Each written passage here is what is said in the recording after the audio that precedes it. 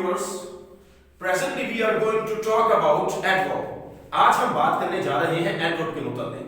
In the previous lectures, I have delivered the lecture about verb. हमने verb पर बात की थी. आज हम adverb पर बात करेंगे. जी, तो आइए सबसे पहले हम देखते हैं कि adverb word क्या है. जी, adverb word जो है ये two words का combination है, add और verb. यानी add meaning कोई चीज ऐड करना, एडिशन करना, इजाफा करना, और वर्ब के मीनिंग में कोई चीज जो इजाफा करे वो एडवर्ब है. But not only a verb, लेकिन यहां पे ये बात याद रहे कि सिर्फ वर्ब के मीनिंग में एडवर्ब एडिशन नहीं करता, इजाफा नहीं करता, बल्कि ये किसी एडजेक्टिव के और किसी दूसरे एडवर्ब के मीनिंग में भी एडिशन करता है.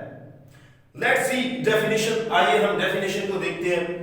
A word that adds something to the meaning of a verb, an adjective or another adverb. एक ऐसा word जो किसी verb के, किसी adjective के या किसी दूसरे adverb के meaning में addition करता है, इजाफा करता है. यहां पे definition में हमारे पास three things हैं, तीन चीजें आई हैं सामने. verb के meaning में, adjective के meaning में और किसी दूसरे adverb के meaning में जो इजाफा करें. Let's see example. आइए हम एग्जाम्पल से इन्हें वाज़ेह करते हैं कि किस तरह एडवर्ब किसी वर्ब के मीनिंग में, किसी एडजेक्टिव के मीनिंग में या किसी दूसरे एडवर्ब के मीनिंग में एडिशन करता है. नंबर 1 पे मैंने आपके सामने एग्जाम्पल लिखी, he walks slowly. तो walk जो है वो वर्ब है और वर्ब के मीनिंग में इस वर्ड ने एडिशन की है, इजाफा किया है slowly ने. तो he walks slowly. यहां पे slowly जो है वो एडवर्ब है क्योंकि इसने किसी वर्ब के मीनिंग में एडिशन की है. वर्ब के मीनिंग में एडिशन करने से ये एडवर्ब बन गया. सेकंड एग्जांपल में हम देखते हैं, मैंने एक दूसरी एग्जांपल लिखी है, he is very intelligent boy. तो इंटेलिजेंट कौन है? बॉय. और बॉय नाउन है, नाउन के मीनिंग में एडिशन करने से ये इंटेलिजेंट वर्ड एडजेक्टिव हुआ. हमने एक और वर्ड ऐड किया, वेरी. तो वेरी ने इंटेलिजेंट के मीनिंग में एडिशन कर दी कि किस हद तक कोई इंटेलिजेंट है, टू व्हाट एक्सटेंट, किस हद तक इंटेलिजेंट है. तो यहां पे जो वेरी है वो एडवर्ब हुआ किसी एडजेक्टिव के मीनिंग में एडिशन करने की वजह से. तो डेफिनेशन के अकॉर्डिंग हमने फर्स्ट एग्जांपल में वर्ब के मीनिंग में एडिशन की तो एडवर्ब बना. सेकंड एग्जांपल में हमने एडजेक्टिव के मीनिंग में एडिशन की तो एडवर्ब बना. अब नंबर 3 पे हमने देखा he walks very slowly. मैंने एक थर्ड एग्जांपल लिखी, he walks very slowly. slowly हमारे पास एडवर्ब है जिसने वर्ब के मीनिंग में एडिशन की, इजाफा किया. he walks slowly. और हमने एक नया वर्ड ऐड किया अंदर, very.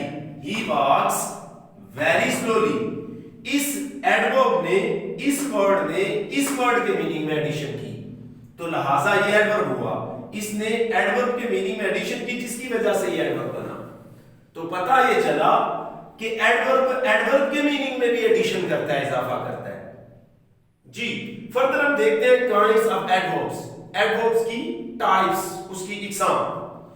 तो एडवर्ब ऑफ नंबर 1 पे मैंने लिखा है आपके सामने adverb of place, which show where. Adverb of place जो होते हैं वो हमें ये बताते हैं where.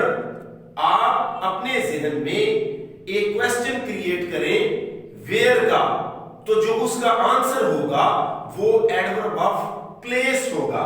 जी, मैंने एग्जांपल लिखी है, he lives here. where does he live? वो कहां रहता है, जिसका आंसर है here. तो here जो है वो एडवर्ब ऑफ प्लेस हुआ. नेक्स्ट एग्जांपल मैंने लिखी है, go there. where? there. अब there वर्ड जो है वो यहां पे एडवर्ब ऑफ प्लेस हुआ. सेकंड टाइप मैंने आपके सामने लिखी है adverb of time. Adverb of time वो होते हैं which show when, जो ये जाहिर करते हैं कब हुआ काम. एग्जांपल मैंने लिखी है, I have already told you. मैं पहले ही आपको बता चुका हूं, I have already told you. when, कब, already. तो ऑलरेडी जो है वो यहां पे एडवर्ब ऑफ टाइम है। नेक्स्ट एग्जांपल मैंने लिखी है ही फॉर्मरली लिव्ड हियर।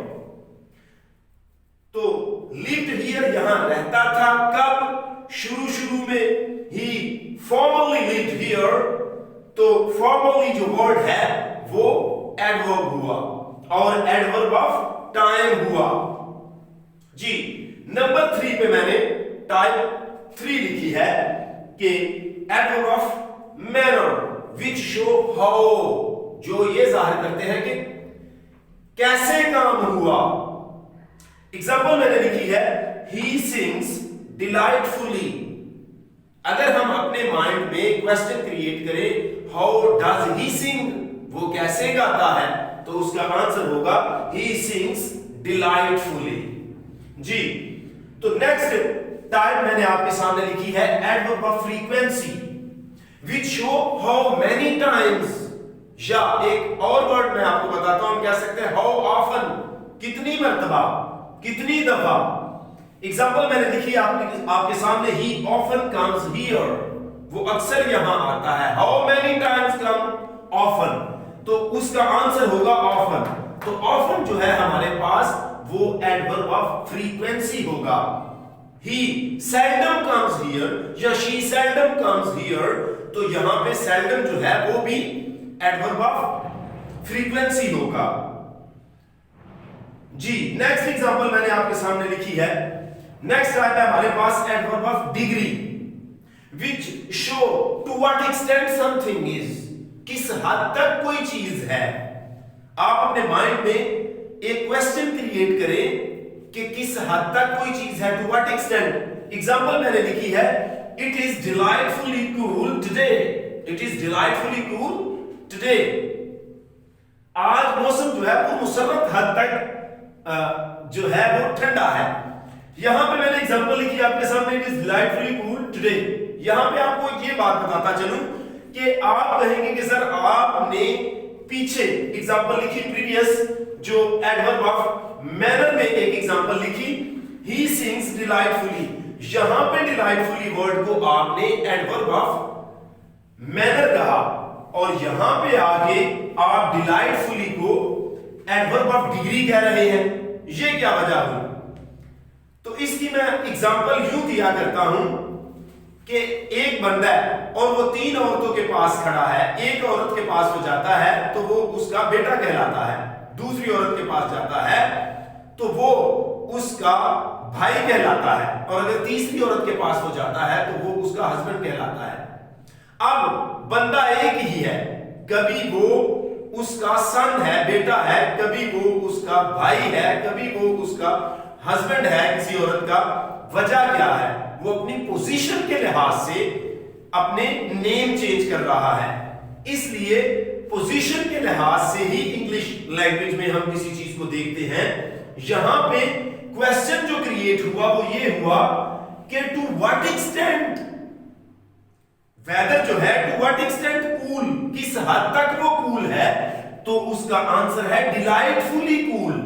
लेकिन जो प्रीवियस एग्जांपल हमने देखी वहां पे था ही सिंग्स डिलाइटफुली, तो हाउ डज ही सिंग, वो कैसे गाता है, तो हाउ से उसका आंसर आया डिलाइटफुली। लेकिन यहां पे जो डिलाइटफुली आंसर आया वो आंसर आया टू व्हाट एक्सटेंट का, किस हद तक कोई चीज है जी। नेक्स्ट लास्ट टाइप मैंने आपके सामने लिखी adverb of affirmation and negation. हमारे पास एडवर्ब की यहां 2 टाइप्स बनती हैं, adverb of affirmation and negation.